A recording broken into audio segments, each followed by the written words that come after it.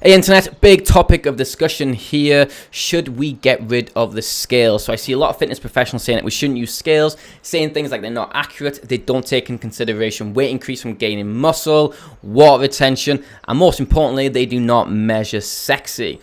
All this considered, I still personally think that the scales are one of the most accurate ways of assessing fat loss. Let me explain why. If you have fat to lose and the scales are not moving, you could be led to believe that you're gaining muscle tissue whilst losing fat, which is resulting in the scale staying steady. 1 kg muscle gain per week and 1 kg fat loss per week. Awesome, right? Well, probably not. Genetically, we are very limited regarding how much muscle tissue we can realistically gain, and in most cases, depending on the body fat, but in most cases, the rate of fat loss will outweigh the rate in which we'll gain muscle tissue.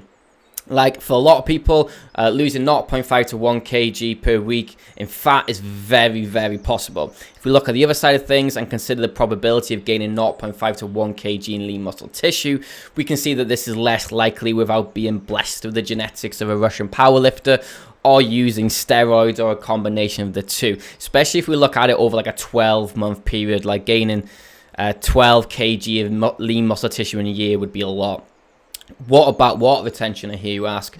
Of course, this can affect the true accuracy of the scales when tracking fat loss, but if you've got fat to lose, the number on the scale should still overall be reducing.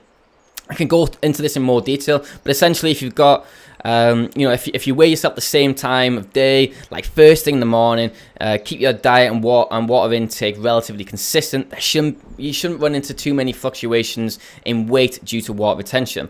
What about other ways of measuring, like measuring progression, like measuring tape, progression pictures, body fat testing? Are these methods better?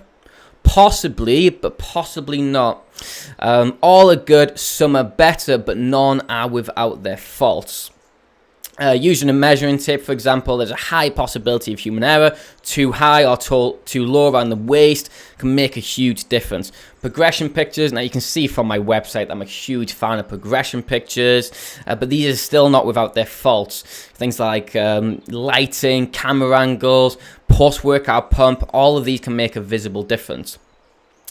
Certainly the most accurate way of measuring fat, body fat, is body fat testing, right? Well, it depends on the method or the machine you are using.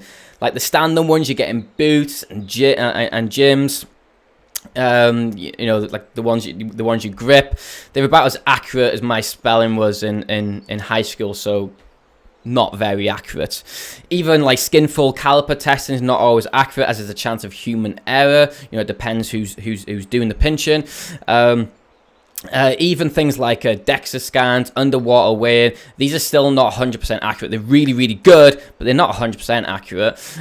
In short, body fat testing is awesome when done right, but doing it right is not always the most pragmatic approach. So what do we do? In my opinion, most people are okay assessing a progression by looking in the mirror. Take that one step further, we can use progression pictures and the scales. Not accurate enough for you? No worries. Let's use progression pictures, the scales, and a measuring tape. Going beyond this, really, it really comes down to practicality and budget. In summary, no, we should not get rid of the scales. They are certainly not perfect, but they remain one of the most simplistic, accurate, and by far the most practical ways of assessing fat loss.